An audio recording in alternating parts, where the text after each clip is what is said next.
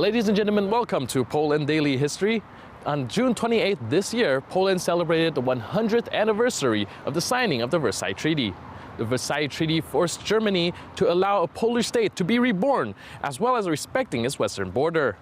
An accomplishment largely owed to the famous pianist Ignacy Paderewski. Today we will be speaking to the historian Dr. Krzysztof Jabłonka about the background, the implementation, and the importance of the Versailles Treaty. Dr. Jabłonka, can you tell me how did it came about that a pianist became one of the most prominent politicians in Poland and end up signing the treaty that is the foundation of Poland's freedom? To rzeczywiście jest wyjątkowa sytuacja. It is indeed an extraordinary situation when one of the greatest composers of the end of the 19th century and the beginning of the 20th century became also one of the most prominent promoters of the independence of his nation. We need to understand one important thing. In the 19th century, in 1864 to be precise, the last grand national uprising comes to an end. It was the uprising of all the nations of Poland, so the people from Poland, Ukraine, Lithuania and Belarus. Since then, no one talked about Poles. Poles became the forgotten nation of the world. A new generation was born which didn't even know where Poland had been before, not to mention where it was back then. Paderewski's popularity at the time was even greater than the popularity of such bands as the Rolling Stones in modern days, and we know that's the greatest fame in the music industry one could ask for. Whenever he came, people would again talk about Poland. When Paderewski hit the keys, he would often play Chopin's music. He always said that despite the French ring to Chopin's name, he was a Pole nonetheless. And then people would ask, where is Poland? And they searched for it on maps between the three great countries. Paderewski would then say that if a nation that supposedly doesn't exist creates such wonderful music, then it must be existent after all. Apart from Chopin, he also played lots of Polish folk music.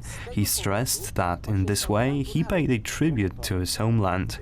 There are many anecdotes about him, for example, that he was the greatest politician among pianists and the greatest pianist among politicians. This saying was of course trying to show that he wasn't perfect in both of these spheres. The truth, however, lies somewhere else. He was a great composer who was able to direct all of his fame towards his nation, which prepared him for this role. When Paderewski made his mark at the international scene, every world leader and every nation would say, "Here comes Poland," and returns to Europe's maps. Hence, his contribution was undeniable and meaningful. He was important since the Polish nation was divided in its approach to regaining freedom, and he was a man of agreement. He was called an angel of peace. He brought Poles to a united strategy before the Versailles Treaty. I will share one last anecdote from Paderewski's own memoirs. After one of his energetic concerts ended with a wonderful cascade of sounds, the president of France, Poincaré, rose to congratulate him, saying, "Allow me to shake the hand of the son of the great Russian nation." Paderewski then lowered his hands and said, "Allow me then to shake the hand of the President of Great Britain." Poincaré responded by saying, "I'm not from Great Britain," and Paderewski, "Well, I'm not from Russia either." By doing so, he left some space in the French president's head to think about Poland. Ja nie jestem z Wielkiej Brytanii, a ja nie jestem z Rosji, odpowiadał Paderewski. I w ten sposób prezydentowi Francji stworzył wolne miejsce w myśleniu dla Polski. In 1910, Paderewski funded the erection of the Battle of Grunwald Monument in Krakow, in commemoration of the 500th anniversary of Poland's victorious battle against the Teutonic Order. He spoke at the unveiling of the monument and proved to be a great speaker. He used this talent and the fact that he was not a politician to rise above political divisions. Next up, we will ask Dr. Jabłonka about his role as a unifying force of Polish interests at the Paris Peace Conference. So can you go into more specific details about what role Paderewski played during the Paris Peace Conference and later on the signing of the Versailles Treaty? Oczywiście z polskiego punktu widzenia była to najlepsza rola. From the Polish standpoint, it was the best role he could have played at the time. Let us remember, Poles had no politicians known at the international scene, since they all were social activists, financed by Count Maurycy Zamoyski, who gave his own money to sustain the existence of the Polish National Committee. Hence, the representative of the committee, Roman Dmowski, was one of the people who signed the Versailles Treaty. Meanwhile, Master Paderewski, as he was often called, played a conciliatory role. In Poland, the left wing ruled, the right wing demanded being included in the government. To calm down the atmosphere in his homeland, Paderewski returned to Poland through Poznań, where the Greater Poland Uprising broke out in his honor. When he got to Warsaw, Marshal Piłsudski offered him the position of Prime Minister and Minister of Foreign Affairs.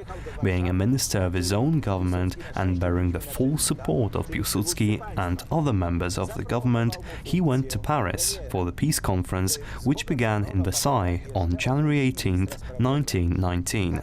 It was on the exact same day that Germany announced the formation of the Second Reich after the French-Prussian War in 1871, and in the exact same place, in the same room even. In 1919, the same Second Reich was to end with the Versailles Treaty. The National Polish Committee received a lot of help from Count Maurycy Zamoyski, but Paderewski himself got special help from the Count as well. Count Zamoyski paid a lot of money to rent a whole building in Paris to employ a few dozen people for the treaty works. Special maps were prepared to explain where Poland was and why exactly it should be where it was. The illegality of the partitions was also showcased, arguing that the law shouldn't protect the criminal acts against the whole nation. Thanks to that, Zamoyski became a prominent figure of the Endecja, or the national democracy. In exchange, the Democrats promised Zamoyski to make him the first president of Poland after the 123 years of enslavement, if they won the first free elections. However, the right wing, lacking very little votes to prevail, couldn't fulfill that promise. Their opponents were not only the minorities like Polish Jews, Ukrainians, Germans or Belarusians, but mainly the peasantry, which didn't want to see such a wealthy magnate as their president. That is why they voted for a man of no big significance, who was a nobleman as well, but a minor one, a Lithuanian of origin, Gabriel Narutowicz. To choose someone who was considered a foreigner for a president of Poland was too much of an offense for the National Democrats, and in the end, unfortunately, one of them shot him. Był nim Gabriel Narutowicz. Wybranie kogoś spoza Polski pierwszym prezydentem Polski było kamieniem obrazy dla polskich narodowców. I niestety jeden z nich go zastrzelił. As we have seen today, the Versailles Treaty was crucial for Poland to reappear on the map after 123 years of partition by Russia, Prussia, and Austria. The Polish delegation to Paris had to work hard to convince the great powers to draft a treaty that's favorable to Poland. It was made possible by the excellent cooperation between the three fathers of Polish independence, Piłsudski, Dmowski, Paderewski, showing just how much can be done by working together. I'm your host, Benjamin Lee. Now see you next time on Poland Daily History.